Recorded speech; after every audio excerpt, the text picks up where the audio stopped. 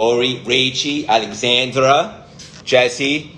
What's up, Ricky? We're gonna get you on in a couple minutes. Big Dave. I see you, pal. Yup. You spiritual starfish, you.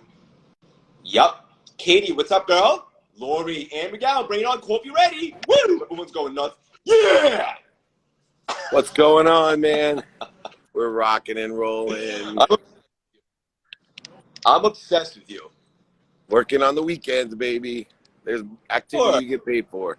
Empowering all these kids, buddy. Awesome. Dave, this is a lifestyle for us. Oh, that's so cool. Is that pyrotechnics? Yeah, I got the pyrotechnics on the CLS experience. Tell everyone where you are right now. I am here at the incredible OSP conference. It's their 10th anniversary, and they got incredible people like Badou. They have Murray, heavyweight champion kickboxer, and Mike Tyson, if you ever heard of him. So we all are keynoting here, and it's a beautiful Saturday here in Chicago. I saw you were at the baseball game yesterday with Chris Gardner, and it looked really cool. Okay, you guys are having so much fun. Yeah, man. Chris Gardner has probably the nicest penthouse I've ever seen in the towers here in Chicago, and I learned so many lessons from Chris. He's one of my greatest mentors, and if you're not reading his books, if you're not following Chris Gardner, it's The Pursuit of Happiness. But like I told you, man, I gave him crap. I said there is no pursuit of happiness. Happiness is the pursuit. That's right. And this is a milestone for us, Big Dave. It's episode 20. Whoa, the 20. There we go. Next episode is one of my favorite. It's the Clemente episode, 21. Boom. Are you going to be in New York tomorrow? Yeah, tonight. No, I'm going to be in New York tonight. Are you going to come to my meetup tomorrow? I'd like to. I had these guys right behind me, the crutches. Those don't stop Craig Segal. No, they don't. How long you in town? Till Monday night. I'll come see you. Yes, you will. And everybody else can. I'm doing a meetup. Everybody come join me in New York City at 4 o'clock down in the East Village at the, believe it's like on Pine, and it's right in the East Village, right off Pine. And so I'll give everybody the location. Look it up on my IG. Done. Let's get started. I'm going to ask you one question, and we're going to bring on our awesome guest, Ricky. You ready to rock? I'm ready to roll and rock. Let's make it happen. Talk about the significance and the importance of this word, discipline. It's everything. See, the biggest conduit to the ego is the lack of discipline. See, when you're disciplined, it allows you to enjoy the consistent, persistent pursuit of your potential. If you don't have discipline, it doesn't matter what great ideas you have, what great mindset you have. If you're not disciplined, you can't implement them. Discipline is the implementer. Discipline is the conscious continuum catalyst. You have to use discipline in order to effectuate acceleration, growth, aggregation, and compound interest in your life. Discipline is everything from taking possibilities of an inspired imagination to the perspective of reality. Discipline allows you to have strategy. It allows you to have awareness. Discipline is the key to continuing from the conscious to the subconscious to the unconscious mind. You must be disciplined. You should have a discipline machine. That's the number one habit that I have, is a habit machine, a discipline machine. It is the key to execution. Can you be any more on fire? I'm ready to rock and roll here at the OSP. One last quick one before I bring Ricky on, because someone in the CLS universe needs to hear this, and they know who they are. The significance of firing the people that bleed us. Yeah, so there's a great chain of feeding, and you want to feed the people that feed us, let the people that don't fall away, and those people that bleed you, you have to fire. 80% of your focus and time is spent on people that bleed you, whether it's corporate or personal. People spend way too much time on people that bleed you. They're chasing people that bleed you. They're feeding people that bleed you. You need to feed people that feed you, let the other people fall away, and then fire the people that bleed you from your life. That's it. Juggernaut Jay, you heard that? Straight from the articulate alligator's mouth. We're going to bring on our guest right now. Let's get weird. Ricky. Where's Jakey Bakey? Jakey Bakey. What's up, Greg? What's up, buddy? Woo! What's your business model? What's your business model? What is To the moon. Good to see you, brother. To the moon. CLS, episode 20. That's it. Are you he's going home to Beverly Hills where all the rich people are. Okay. Ricky, if you're on here, brother, I invited you in. What's up, Ricky? You know, show us. Let's get another question. Oh, there There he he is. Brick by brick. One of my first mentees, Ricky the Incredible. What's going on? What's up, guys? Happy Saturday. Thanks for having me. Ricky, I'm such a fan of yours. I know this is the first time you and I are connecting, but of course I did some homework. I absolutely love what you have going on. Your energy is awesome. I have a feeling this is just the beginning of our relationship. Dave, for the audience that might not be familiar with Ricky, give this man the intro he deserves. Well, number one, he's the king of gratitude. He carries an attitude of gratitude. He is a speaker, an entrepreneur, he's author. He is a dear friend. And like I said, he's one of the first mentees that I had. And he's one of the great success stories. When I talk about elevating others to elevate myself, when I talk about empowering others to empower others, when I talk about the purpose and the mission in my life, I'm talking about Ricky Mendez. What's going on, my brother? What's up, buddy? I miss you. I love you. Craig, thank you so much, man. And absolutely, I'm looking to do more of this and looking forward to meeting you and hanging out. Yeah, when I spoke to Dave about this week, it was a milestone. It's the 20th episode of the Paradigm Shift, and we wanted someone special on to one of us. So Dave thought of you right away. I'm going to dive right in. You ready to rock? I'm honored. I'm honored, and thank you. Yeah, let's do it. One of the coolest things that I saw that you speak about, which is so important for the audience, because I think it's a big misconception, is the fact that you say that knowledge is potential power, not necessarily power. I think that's key. Tell us what you mean by that. Yeah, I think the greatest example for that for me is everybody knows what to do to lose weight and be in shape. But then why are we as a country so obese? You know, it's something we know what to do. And I think that's the same with everything. We know how to calm down. We know how to be grateful. But then do we actually implement and do the things that we know we should do? And it goes right to your word this morning is discipline, doing what we know we should do, even though we don't want to. So I think when we have that knowledge, everybody's got the knowledge. Knowledge is the easy part. But then the investing in ourselves, the mentorship, the holding accountable and telling us what we need to hear, not what we want to hear, which Dave is so good at. I think that's a huge part of it because we know what to do, but then we actually do it through the help of mentorship, friends, and people who care. Now we can really access that power, I feel. Ooh, Ricky's coming in hot, Big Dave. He is, man. The one thing I want to add to my man is forgiveness, because one of the evolutions in the role of gratitude, accountability, and inspiration in knowledge itself in the pursuit of your potential is forgiveness. Because if you are pursuing your potential with the knowledge that you have, the what, the who, the how, the now, and applying the why, you're going to need to forgive yourself because you're going to make a ton of mistakes. You're going to get off at the wrong exit. You're going to have a lot of flat tires, setbacks. You're going to have failures. You're going to have struggles. You're going to have pain. But they are not stop signs, as my man Ricky and my man Craig know.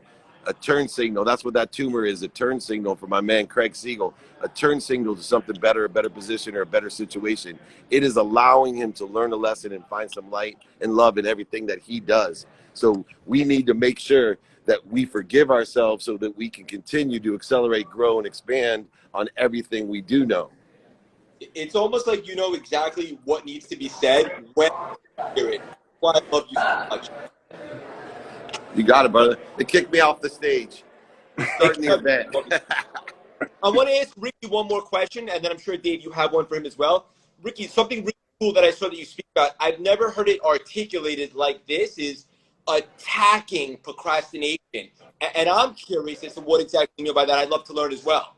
Yeah, I love how Dave says it's the forgiveness. It's a skill set, right? It's practice too. Like I have practiced that because we're so hard on ourselves. And the same thing with attacking procrastination. I'm just like everybody else. I'm going to have setbacks. You're going to have setbacks. Dave's going to have setbacks. But that forgiveness journey is really that we can go on. And just like Dave says, staying in the pursuit of our potential is everything, and celebrating the little victories when we have those setbacks, but then continue on that path. So that's what I mean by attacking procrastination. It's not being perfect and never having setbacks. It's having the setbacks and saying, hey, I got this. I have resources. I have people that love me. If I don't, I'll find people that love me, that people that believe me, because sometimes it only takes one person. Give myself a little pat on the back and then keep going. So it's not about being perfect. It's really about just keeping in that persistent pursuit. When I met Dave, I gave him my favorite book. I think it's the greatest book on persistence ever told, and it's Green Eggs, Dr. Seuss's Green Eggs and Ham, because he just keeps going and keeps asking. Ooh, you guys are on fire today. What are you smiling at, Dave? I'm smiling at the man understands the 25 no rule. Green eggs and ham is the exact example of utilizing very few words in order to implement the 25 no rules. You see, in green eggs and ham, every time he hears no, he's that much closer to the answer.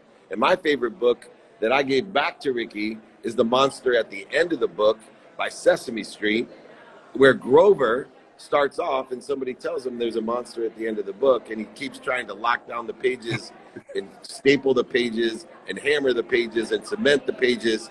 And every time he turns, he pleads with you, stop turning the page. There's a monster at the end of the book. And when you finally get to the last page, it's just lovable, cuddly Grover. He's the monster. You're the monster at the end of your book. And so all of you people out there, use gratitude, accountability.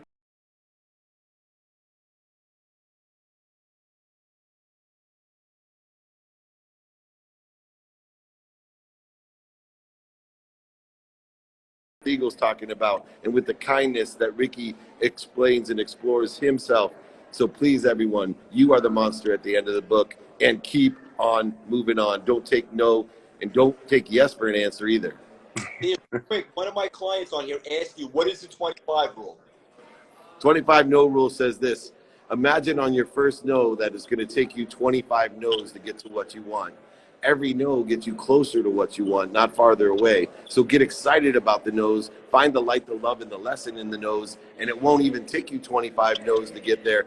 My boy, Jack Canfield, I was blessed to write a book called Unstoppable, Creating the Light You Love. I was blessed to introduce Ricky Mendez to Jack Canfield as well. He had just alone on the greatest book, best-selling book of all times, Chicken Soup for the Soul, 120 no's.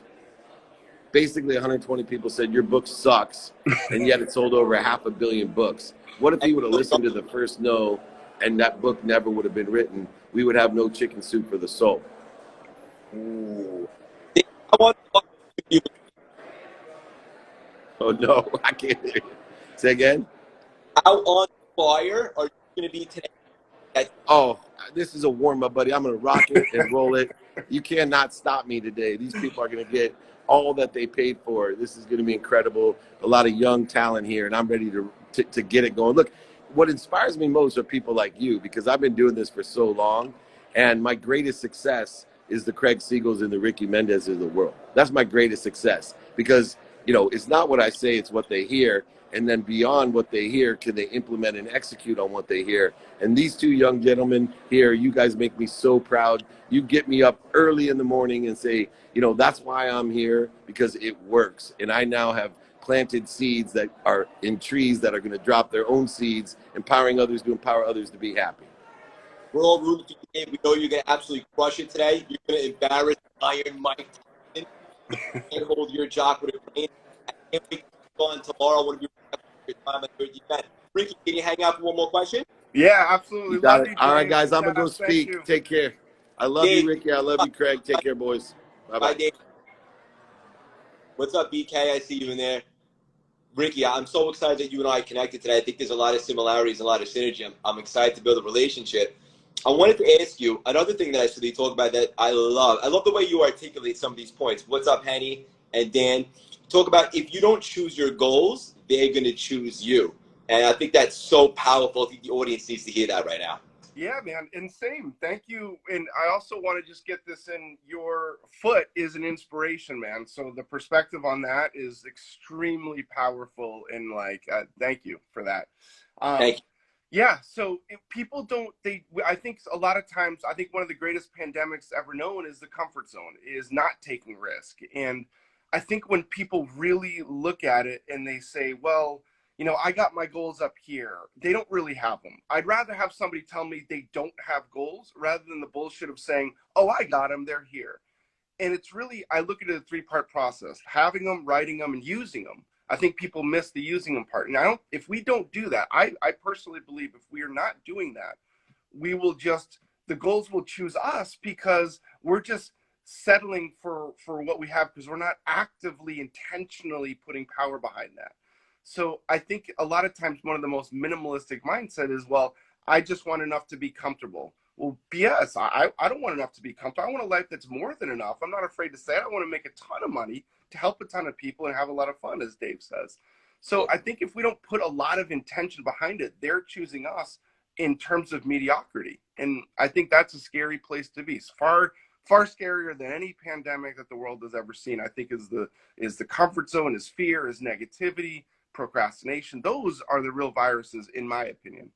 Ooh, that's deep, and I absolutely love it. It's so true. Like, you have to be so intentional with where you want to go, and then after that, you can kind of allow the universe to do its thing, like The Secret and stuff like that. But you have to start by having you can't hit a target that you can't see. And true, like so many people, even like that I coach in the beginning, they want to do all these big grand things. I go, okay, but how? Right. And like, I'm not really sure. Or they start putting out content, building a brand. And then when they're not feeling it, they stop showing up and they lose their momentum. Can't do that. Yeah, and I think that's one of the things where we're like, oh, well, it's not that big of a deal. And it's amazing how much time and energy we will put to things that don't serve us. Bitching, complaining, comparison that doesn't inspire us, all those things. But the life that we want to create, a life that's more than enough, we don't spend enough time really developing that.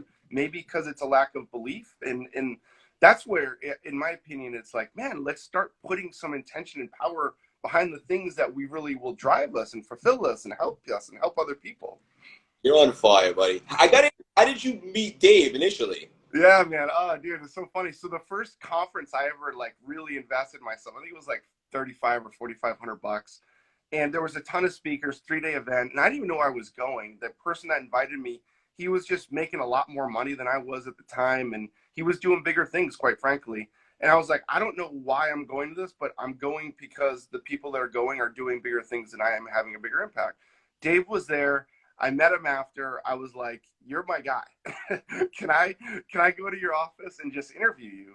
So I went to his office. I asked him what his favorite word is. He said gratitude. I literally handed him a gratitude poem. I asked him what favorite author he was. One of them was Dr. Seuss. I handed him Green Eggs and Ham. And I asked if I could interview him. I interviewed him for 45 minutes. I still have it on my phone that I listen to in the steam room or sauna. And that's where I was just like, I don't know what this relationship's going to be, but I'm going to learn from you in my life. That's kind of how it started. I was like, basically, can I pay you to coach me? Yeah, that's so special. And also for me too, like people always ask me like who are my mentors, this, that, and the other thing. And the truth of the matter is I use the world as a playground, and I'm very deliberate with like actually working with a specific human being because you just don't know who has the intentions, this, that, and the other thing. But Dave is the one cat that I also gravitated towards. So that gives us commonality, and I'm grateful that he connected us today to this too. I mean, the guy's like about to go on stage and he's spending time with us. He's so like, that's incredible to me. Like he's in Chicago, he's doing an event, he's about to start, and he's spending a lot of quality time with us. Like that's unbelievable to me. So it's up to us to really pay that forward, I feel. Where are you located, Rick? Los Angeles. It's early. Oh, you're right? Yeah. I was just out there because I was on Dave's new show, Office Hours. I'll be out there probably more often. We should definitely connect. Yeah, man. Let me know. I'm in Marina Del Rey. I live at the beach. It's not too far from Dave. It's only like maybe 45 minutes, but I go down there all the time. That'd be awesome. Awesome. What do you got going on this weekend? Anything good? Just chilling. We opened up a few different. I think today is the greatest time to be alive, and because of COVID, we opened up a few new streams of income, and they're starting to scale pretty big. So really, just chilling. I'll probably be at the beach a little bit, but yeah, it's been fun. I love it. We'll leave the audience with one final gem.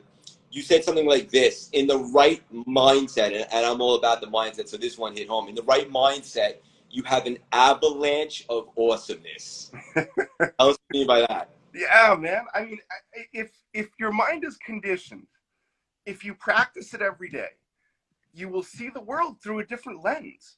And I think gratitude is just the master emotion, not from just positive thinking, but from literally shifting perspective to see everything to that seed of equivalent benefit or the positive side or the silver lining, whatever hell label we want to give it. But there's almost, I'll give you one little hack that I use. When I'm going through a shitstorm or when something's not good, as we all go through, if you know Viktor Frankl, you probably do, but he was in a death camp and his mother, his father and his wife were burned alive. And that dude wrote a book called Man's Search for Meaning. I mean, this is like real life stuff, right? He wrote a book that credits that book to getting him out of Auschwitz, the most unfathomable, unthinkable thing in human history, undeniably. So when I go through a shitstorm, I just ask myself, is this a Viktor Frankl problem? And it slaps me across the face, stops my bitching and complaining in its tracks. Now I can go and deal with my problems in a much more productive manner because I have perspective. Now I'm looking at it through a different lens. A whole world of opportunity opens up. A whole world of potential opens up. A whole world of possibility and all these things that I wouldn't have been there had I not changed that perspective. And it's like a skill set like anything else. So that's what I mean, man. When our minds are right, everything opens up. And it's not going to be all rainbows and ice cream. We're going to have those setbacks, but then it's up to us to get back on track. And Yeah. exactly. That's why I'm like, man, I got a lot of respect for that, dude.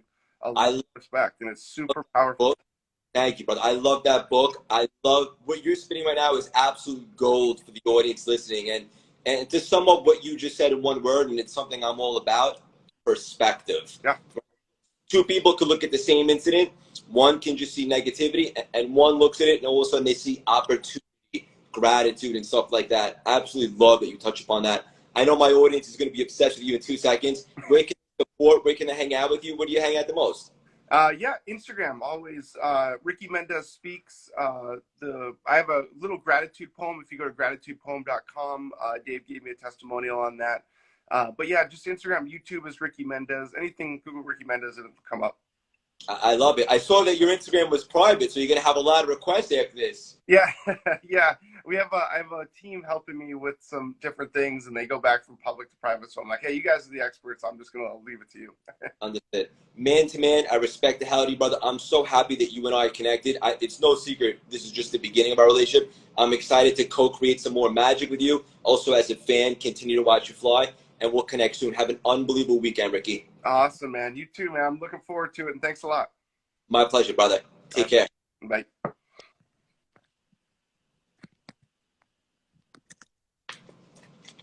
This is unbelievable. The Paradigm Shift, episode 20, doesn't get better than that. What a milestone. This show was a concept. I had a lot of the sales community pound Dave, so we want more regular programming at you. And now, I don't know if I'm supposed to say this, but there's big interest from major networks to pick this up as a show, just like we predicted. B. Kizzle, love you so much, brother.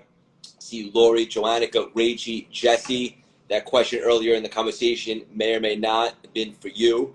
I love you all so much from the bottom of my heart. I'll leave you guys with this today. Perception and what you perceive to be possible for yourself. You can only get as far as you perceive you're capable of going. What's up, Henny? Katie, you know how much I love you.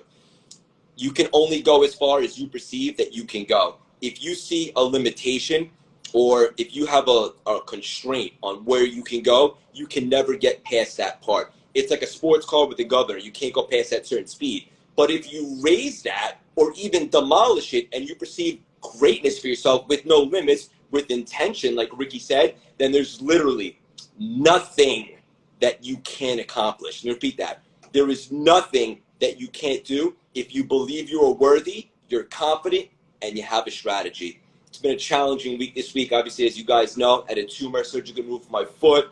My family dog passed away, but I'm excited today. I'm going to spend some time with my family. My little nephew, Sky Guy, do I dare say the world's cutest human being. My brother, Mark, his wife, my mom, and my dad. I love them more than life itself. So, Jesse, hope you're having a good day today in the Hamptons. Can't wait to see you back. We're going to see the articulate alligator, Big Bad Dave Meltzer tomorrow in Manhattan. I'm going to crutch my way over there. BK, I love you so much, buddy. Seeing you there puts a smile on my face. Dan Stowell, the Prince. Love you, buddy. Alexandra, Jesse, my badass Empire Building Queens. And McGowan, love you so much. It's weird. Raichi, I love you all. Dave Sansel, love you, brother. Love you so much with all my heart. All right, guys, so attack fulfillment this weekend. Attack procrastination, like Ricky said, and expand what you perceive to be worthy for yourself. What's up, Bridget? I love you, Bridge. What you perceive to be possible for you guys is limitless, but that's your choice. You have to believe that. I love you guys so much from the bottom of my heart. Have an unbelievable weekend. Kick some ass.